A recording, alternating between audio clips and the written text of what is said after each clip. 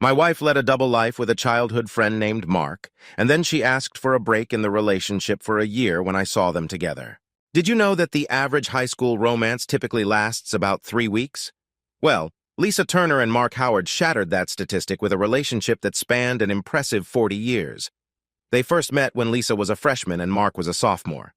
From that moment on, they were inseparable.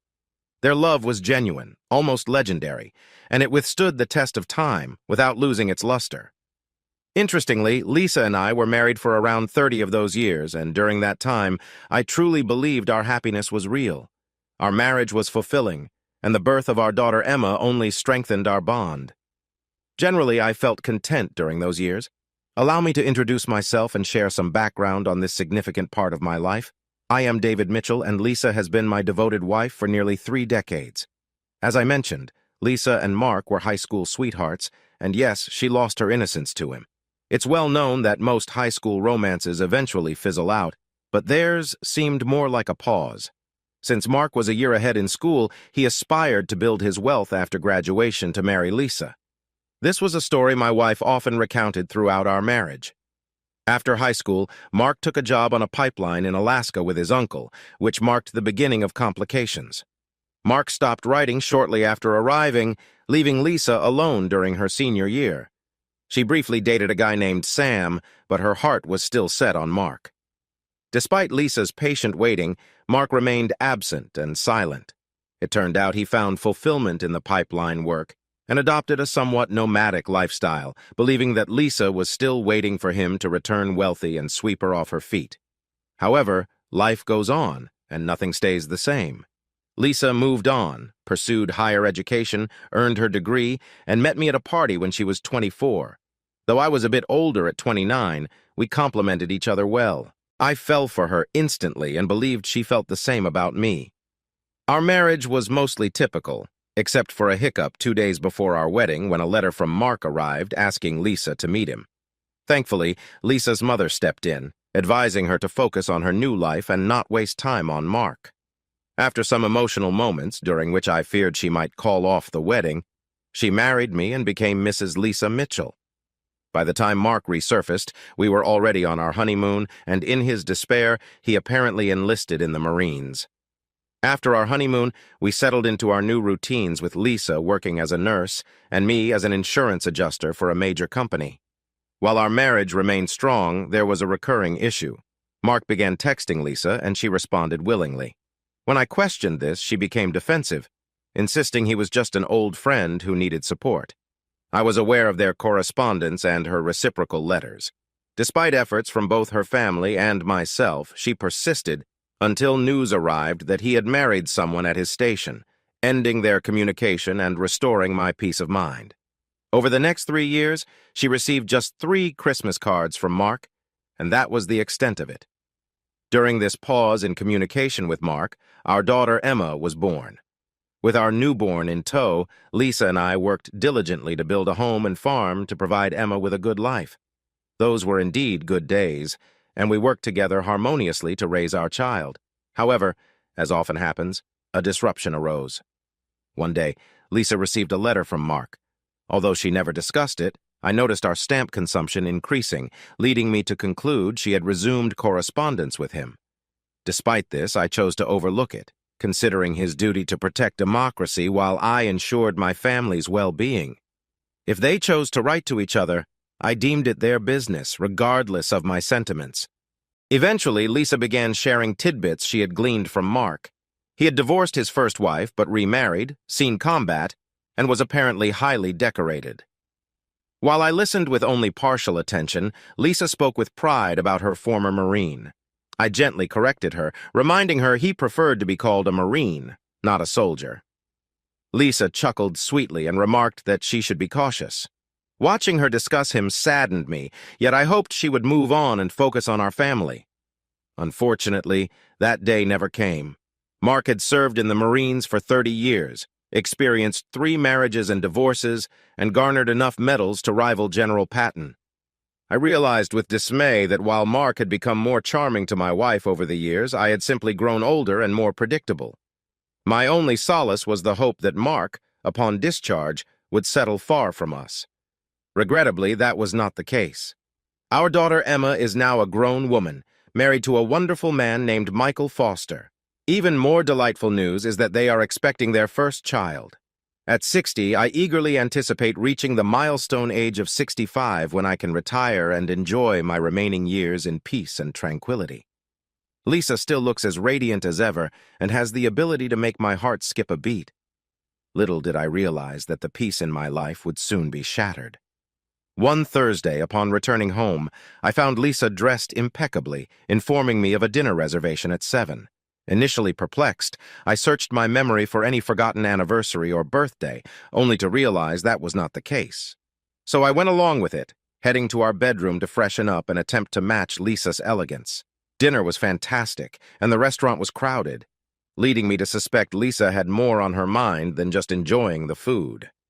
As we neared the end of our meal, I leaned in and told her to spill it because I was in a good mood and wouldn't make a scene. One of my quirks is that I never lose my cool in public. Years in the insurance industry have trained me to keep my composure, a habit that's carried into my personal life. Lisa knew this well, so whenever she had troubling news, she'd choose a public setting to deliver it. Tonight, something felt off just by looking at her face. After 30 years together, you get good at reading your partner. I had a sinking feeling tonight, convinced something would ruin my evening. Finally, with evident hesitation, she told me that Mark was back. Instantly, a wave of nausea hit me, though I knew it wasn't the food. I stared at her, waiting for more details, but Lisa just gazed back at me with a somber expression.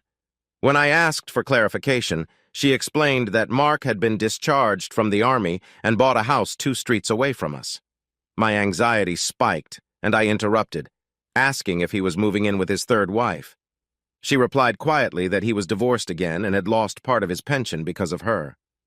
Trying to contain my anger, I muttered that this was too much. Some nearby diners glanced our way. My frustration wasn't about Mark losing his pension, but because he had moved so close, and I needed to understand why. I pressed on, asking Lisa if she had met up with Mark.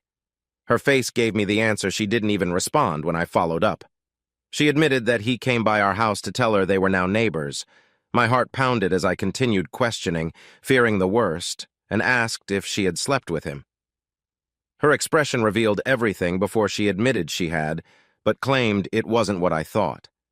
I glared at her, almost growling, and told her I believed my wife had cheated on me and demanded an explanation. She said that Mark needed her, seemed lost, and was struggling with anxiety from the divorce. She admitted she still loved Mark, too. There it was. My wife had slept with Mark, using his PTSD and divorce as a way back into her heart and bed. I looked her straight in the eye and said firmly that the damage was done and we could work through it, but she couldn't sleep with him again. She tearfully replied that she couldn't promise that because she loved him and he needed her more than I did. Hearing that was devastating, but a public restaurant wasn't the place for our private drama. I signaled for the bill. 10 minutes later, we were in the car heading home when I brought it up again, asking how she could be with him, knowing she was married and reminding her of our vows from nearly 30 years ago. She began sobbing and confessed that she was sorry, but he needed her, and they had found each other again. She couldn't bear the thought of losing either of us. I was at a loss for what to say or do to make her let him go. Frustrated, I exclaimed, asking if we should take turns, with him getting her on New Year's and me on Christmas, and told her she couldn't have 2 men. She stopped crying and suggested a break, reminding me of when I took a year off to get my master's degree. I shook my head irritably, saying she couldn't compare me getting a degree that benefited our family to her involvement with Mark, which only benefited the 2 of them. By this point, I pulled into our driveway and turned off the engine. Lisa reached out and touched my face lovingly, pleading for me to give her a year to get Mark out of her system. She promised to be the best wife to me and said she needed this time. I felt a storm of emotions: sadness, hurt, shock, and depression. The urge to lash out surged within me, but I recalled stories about men who lost their freedom in fits of rage. I reluctantly agreed, but insisted she shouldn't expect my approval, and that I didn't want to see or hear from her for the entire year, warning that she might have no one to come back to. I hoped my strict conditions might deter her, but it seemed futile. She appeared deaf to my words, agreeing and kissing my cheek, expressing gratitude and assuring me I wouldn't regret it. I shook my head, telling her it was too late, and I already regretted it. That night she wanted to be close, but I ignored her. The thought of her with Mark made me feel sick, and I couldn't bear the idea of physical closeness. As we prepared for bed, I took a pillow and informed her I'd sleep in the guest room. I noticed this deeply hurt her, and part of me was glad, hoping she might reconsider. The following morning, I woke up hoping last night was just a bad dream and that Lisa would have a change of heart. I was wrong. In the kitchen, she was making breakfast, looking as if she had just won the lottery. She smiled at me and pointed to the calendar on the wall. Today's date, June 6th, was circled with a thick black line. Sitting at the table, I thought about the irony. In 1944, thousands fought to liberate Europe from tyranny, and today I lost my wife to another form of oppression. Lisa seemed almost euphoric as she served breakfast, saying she understood my concerns, but that a year from today, she'd return and be solely mine. She needed this time to sort things out and clear her head, and she promised I wouldn't regret it. She smiled contentedly before continuing, explaining that she called Mark that morning while I was still asleep and told him I agreed to her vacation, and he would pick her up in an hour. Every word she spoke made my heart sink, but I felt compelled to give her another chance. I urged her to reconsider and not risk destroying what we had. She grinned at me with an air of superiority and spoke gently, appreciating the love I had shown by granting her this time and assuring me she knew what she was doing. She believed our marriage would be even stronger when she returned. With those words, she left the kitchen, effectively marking her emotional departure from our relationship. Despite the tasteless meal, I forced myself to finish eating and then went to get dressed. Entering our bedroom, I was met with the sight of Lisa's 3 large suitcases, all packed and ready. She smiled at me with a mix of affection and determination and asked me to take the bags to the porch for Mark. I stared at her in disbelief before refusing. Her face registered shock at my refusal. I continued, adding that if she was determined to throw away 30 years of marriage, she and that man could carry the bags themselves. I wouldn't help in this ridiculous endeavor. Lisa seemed on the verge of tears before snapping back, defending Mark as a wonderful man and a hero who served our country. I turned away, muttering about working 5 days a week to provide for her and our daughter. Lisa struggled to haul her luggage downstairs, glaring at me with every trip. Soon after, a car pulled up, and a man I assumed to be Mark started loading her bags. Lisa called out to him, saying she'd be right there, then came back to say goodbye. We stood facing each other awkwardly until I broke the silence, reminding her of the terms and that there should be no contact for the entire year. I could see reality starting to hit her as she meekly replied that she understood, but believed it would all work out. She waited for my response, but I stayed silent. Finally, looking more uncertain, she said she really loved me, then leaned in for a kiss, but I turned away, so she settled for a touch on my cheek. Hastily, I said I couldn't kiss her, knowing she was going to him. Tears streamed down her face as she rushed out of the house and into his arms. From the doorway, I watched her embrace him passionately, feeling rage boil within me. 2 minutes later, my driveway was empty, reflecting the emptiness inside me as I realized my wife was now with another man. I called in sick to work that morning and headed straight to the hardware store to buy new locks. I spent the entire morning changing every lock on the house and updating the security codes. This task kept me busy and distracted, but once I finished, the sadness crashed over me like a tidal wave. In my despair, I did what many do. I turned off our home phone and started drinking heavily. Though I hoped to numb the pain of losing Lisa, it was a futile effort. My drinking binge continued until Sunday morning when I ran out of alcohol, which was a small relief as I felt utterly drained. I finally went to bed and fell into a deep, troubled sleep, only to be awakened by persistent knocking. Groggy, I stumbled around to find my daughter Emma at the door. When I let her in, she looked horrified by my disheveled state and the strong smell of alcohol. Emma was concerned and guided me to the kitchen, insisting I needed coffee and food before I could explain what had been happening. An hour later, with food in my stomach and a cup of coffee in my hand, I told her everything I knew about her mother and Mark. Her reaction was one of utter shock. She couldn't believe that her mom was taking a year-long break from our marriage to rekindle things with her high school boyfriend. Emma asked about my plan, and I told her I was calling in sick again the next day and consulting a lawyer. Emma looked heartbroken and suggested that maybe her mom was having a mental breakdown. I honestly didn't know. Emma stayed with me for several hours, even preparing dinner before she left. She kissed me goodbye and apologized again before departing, explaining that her mom had called and asked her to check on me. I felt terrible on Monday, but had a meeting with a lawyer. My suspicions about Lisa were confirmed. The divorce proceedings would lean in my favor due to her infidelity, preventing her from claiming half my pension. However, other shared assets remained unresolved. This break could present an opportunity to settle those matters. The next 3 weeks flew by, and I was surprised by how easily I adapted to being alone. On the positive side, I no longer felt the burden of being responsible for another person. However, the downside was the loneliness of waking up and going to bed alone. I didn't hear from Lisa until mid-July. One Saturday, I visited a posh tavern in town. While I sat at the bar, they walked in holding hands like love-struck teenagers, completely oblivious to my presence. Watching them, I saw Mark's muscular, moderately attractive appearance and understood Lisa's attraction. However, he seemed controlling, and she followed his lead submissively. He talked, and she listened intently. As she headed to the restroom, she finally noticed me and gave a timid smile. When she came out, she approached me hesitantly. Despite my urge to lash out, I kept my cool and replied that I was doing as well as one could be when their wife of 30 years leaves for another man. She explained that she needed to get into the house because she had left some personal things there, but her key didn't work when she tried the other day. I smiled, maintaining a friendly tone, and told her it shouldn't surprise her that her key didn't work in my house since she didn't live there anymore. She looked puzzled as I continued, suggesting she get back to her boyfriend before he got worried. Tears welled up in her eyes as she turned and walked away. I resumed focusing on my drink. 2 minutes later, I felt a rough hand on my shoulder, spinning me around to face an angry Mark. He confronted me about making his woman cry and looked ready to hit me. My heart raced, knowing he could overpower me before anyone could intervene. Summoning more courage than I felt, I went on the offensive, telling him he was talking about my wife, not his woman. Since he had stolen her, he had no right to interfere in our matters. I warned him that hitting me would involve the police.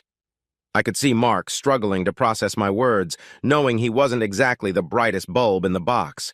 This gave me the confidence to press on, telling him he had 2 choices: punch me and spend time in jail or walk away and mind his own business. My heart raced as I spoke, but I maintained a facade of bravado.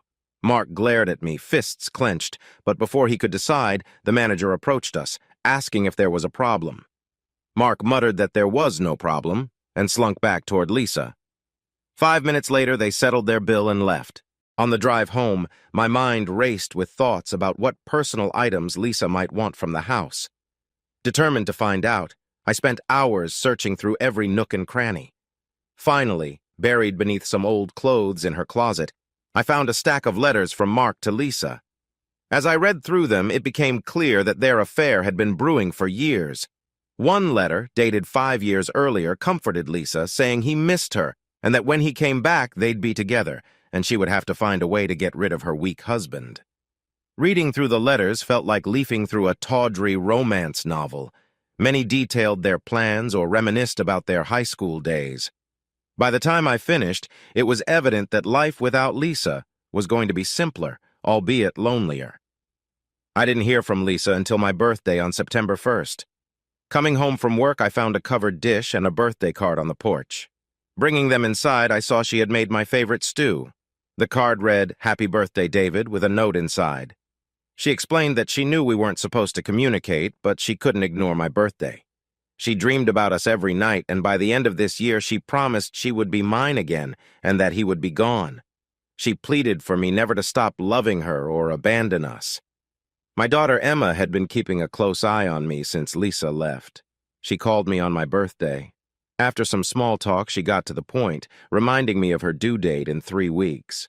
I assured her I hadn't forgotten and was thrilled about the birth of our first grandchild.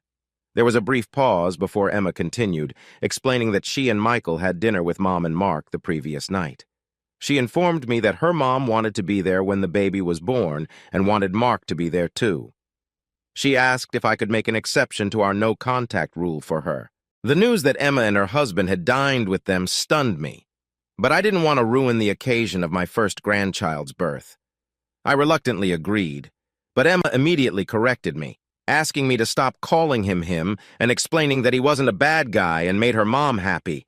She hadn't seen her mom this joyful in years.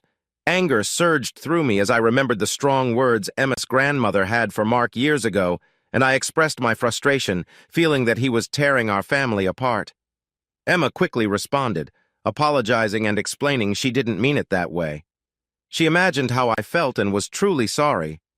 I coldly told her to forget about it and made an excuse about having something in the oven. Emma said she loved me and hung up. It was then that I realized my life would never be the same, and I needed to take action. First, I began liquidating my assets to reduce my net worth. Second, I faced my fears and re-entered the world. The next few days were stressful. I sought legal advice on asset management, obtained a stun gun for self-defense in case of a confrontation with Mark, and booked a trip to Las Vegas for October. Additionally, I started searching for companionship online, hoping to find a woman my age looking for a stable, long-term relationship. With Lisa gone, I had the freedom to use or dispose of my possessions as I saw fit, giving me significant control over my future plans. The day Emma went into labor, I was at work. My secretary answered the phone. It was Michael, elated to tell me I was a grandfather. I congratulated him and rushed to the hospital. Upon arriving, I found Emma's room and headed there. As I approached the door, I overheard a heated conversation between Emma and Lisa. Emma expressed frustration with the situation between me and her mom, asking if her mom really wanted to lose me for Mark. Lisa reassured her, saying she wouldn't lose me because my love for her was too strong. She described her relationship with Mark as amazing, making every day feel like high school again, only better now that they were physically together. Emma voiced her disdain, explaining she didn't want to hear about her mom's love life with Mark. She wanted her child to have grandparents who were together, not separated. Emma pleaded with her mom to go back to me before it was too late, highlighting that I was constant and wouldn't abandon her, unlike the charming but ultimately temporary nature of Mark. There was a brief silence before Emma pleaded again, warning her mom not to wait too long or she might lose me. Lisa confidently told Emma not to worry about me and her, believing that when she was done with Mark, I would welcome her back with open arms. Emma's skepticism was clear, as she told her mom that I was changing, becoming more bitter and distant since she left. She questioned if her mom was really willing to throw away 30 years of marriage for a high school fling. Having heard enough, I stepped into the room with a forced smile and congratulated Emma on her new son. I hugged her, deliberately ignoring Lisa. Lisa glared at me, but Emma beamed and asked if I had seen the baby yet. I replied that I hadn't and had come to check on her first. Tired of the tension, Lisa spoke up, acknowledging the passing of time since we had brought our baby home and now had a grandchild. I glanced at her, still holding Mark's hand, and walked out without a word. She looked confused as I left them standing there. October arrived, turning out to be the best month I had experienced since Lisa left. I took a trip to Vegas, initially planning to lose some money at the tables as an excuse to diminish our shared assets.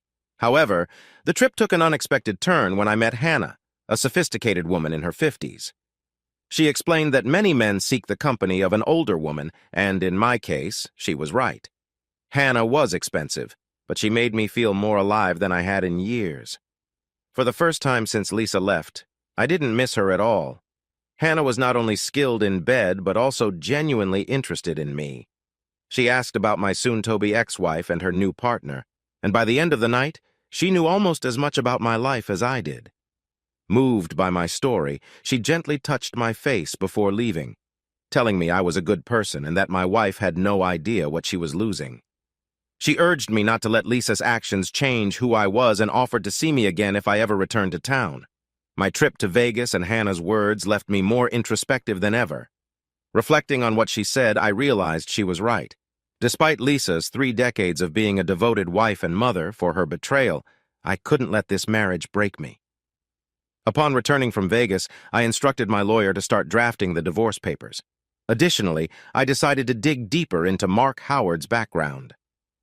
Following my lawyer's advice, I hired a private investigation firm to look into his past from high school to the present. Despite the firm's hefty fees, I didn't hesitate, knowing that half the expenses would be covered by Lisa's share. Confident in the firm's thoroughness, I expected to have all the information I needed before Christmas. I also approached my boss about transferring to another branch of our company. Initially surprised by my request, given my previous resistance to relocating, he promised to look into it and get back to me.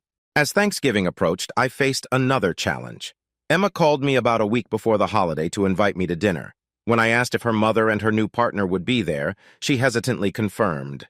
Hearing this, I declined firmly and ended the call. Unexpectedly, my brother-in-law reached out to me soon after. Michael called my office and requested a meeting. We arranged to meet at a quiet bar in the city center that evening. I noticed Michael was visibly upset.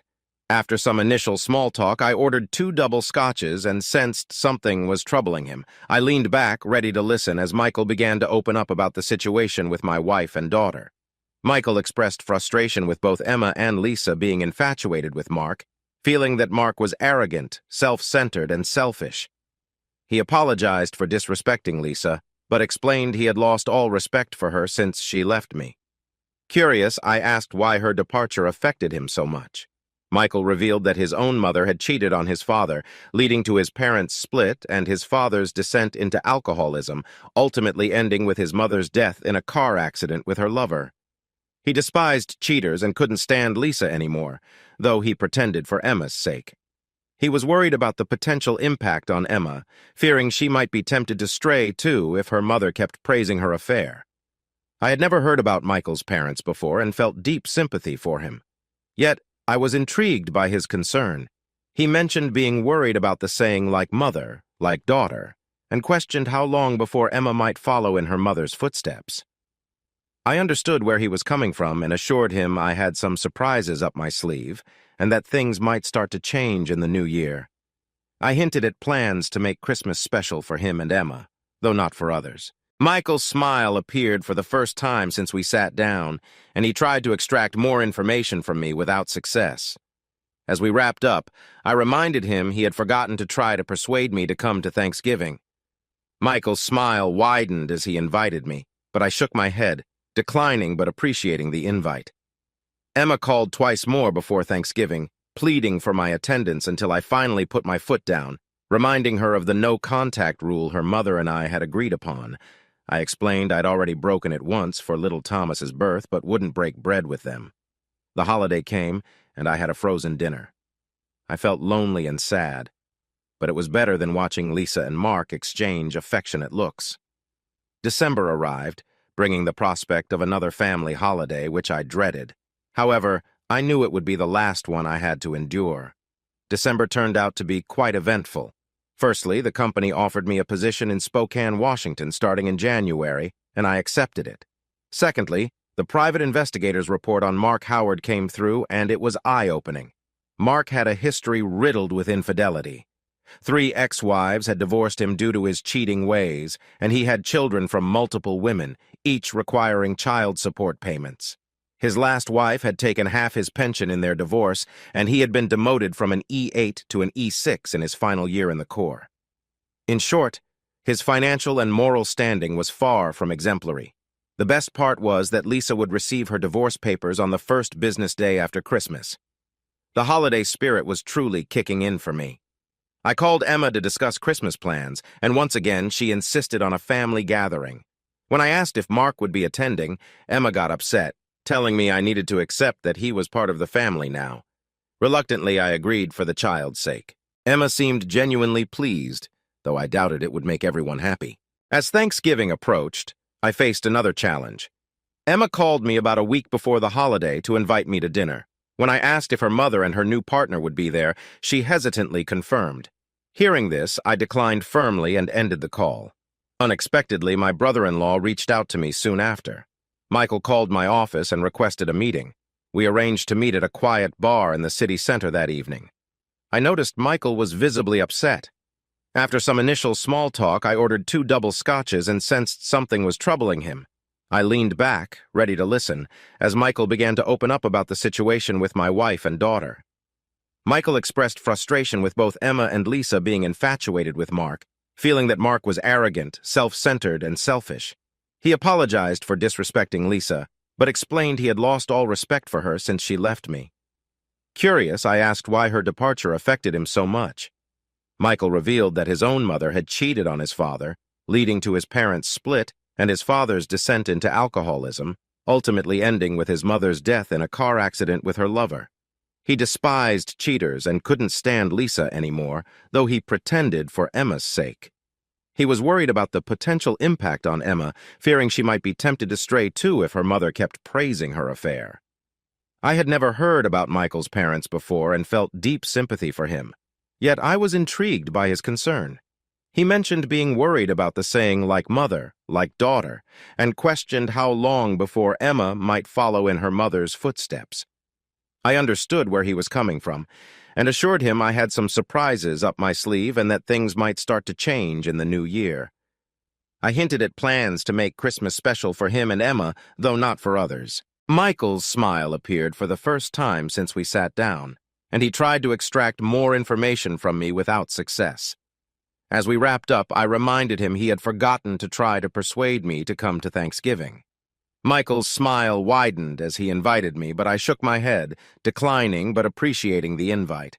Emma called twice more before Thanksgiving, pleading for my attendance until I finally put my foot down, reminding her of the no-contact rule her mother and I had agreed upon. I explained I had already broken it once for little Thomas's birth, but wouldn't break bread with them. The holiday came, and I had a frozen dinner. I felt lonely and sad, but it was better than watching Lisa and Mark exchange affectionate looks. December arrived, bringing the prospect of another family holiday, which I dreaded. However, I knew it would be the last one I had to endure. December turned out to be quite eventful. Firstly, the company offered me a position in Spokane, Washington, starting in January, and I accepted it. Secondly, the private investigator's report on Mark Howard came through, and it was eye-opening. Mark had a history riddled with infidelity. 3 ex-wives had divorced him due to his cheating ways, and he had children from multiple women, each requiring child support payments. His last wife had taken half his pension in their divorce, and he had been demoted from an E8 to an E6 in his final year in the Corps. In short, his financial and moral standing was far from exemplary. The best part was that Lisa would receive her divorce papers on the first business day after Christmas. The holiday spirit was truly kicking in for me. I called Emma to discuss Christmas plans, and once again, she insisted on a family gathering. When I asked if Mark would be attending, Emma got upset, telling me I needed to accept that he was part of the family now.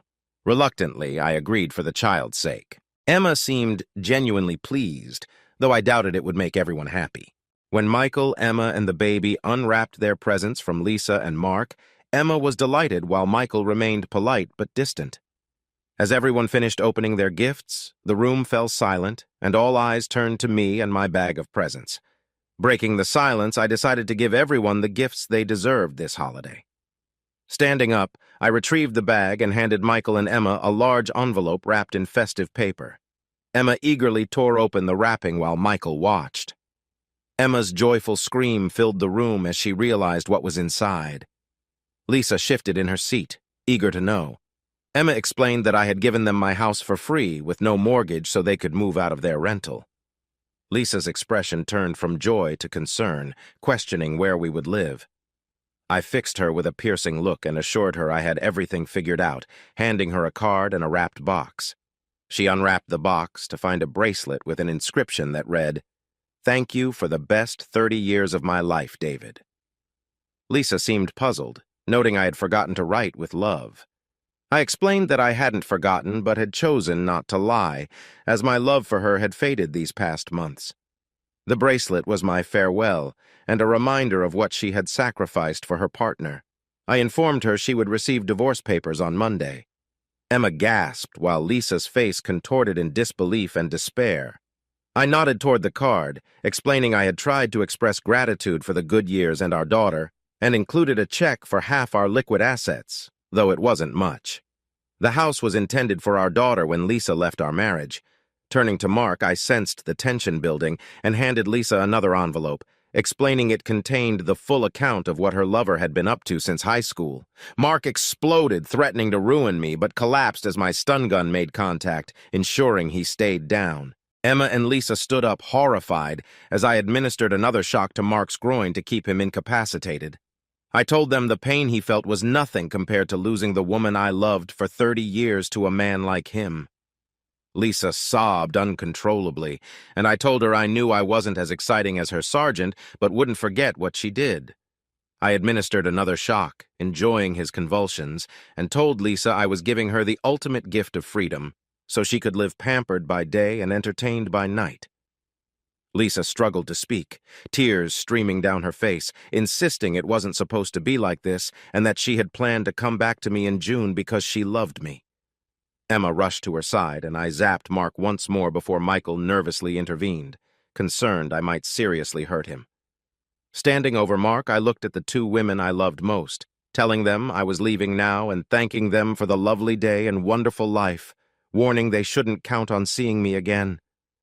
Both women were speechless, staring at me as if I were a stranger. Michael handed me my coat, grinning with satisfaction. Before leaving, I addressed Emma, who looked at me with fear for the first time, advising her to take this as a lesson that if she followed her mother's path, she'd lose everything. I approached little Thomas Cribb, touched his cheek, and whispered goodbye, knowing we might never meet again. Still smiling, I headed for the door, wishing everyone a happy new year. By the time I reached my car, the shock had likely worn off. I distinctly heard Lisa cry out, "No, this can't be happening." Starting the engine, I thought about my new life in Spokane and the possibility of seeing Hannah again. As I backed out, Michael emerged from the house, smiling and waving. I returned the gesture before driving off into a new life out west, feeling a mixture of relief and trepidation.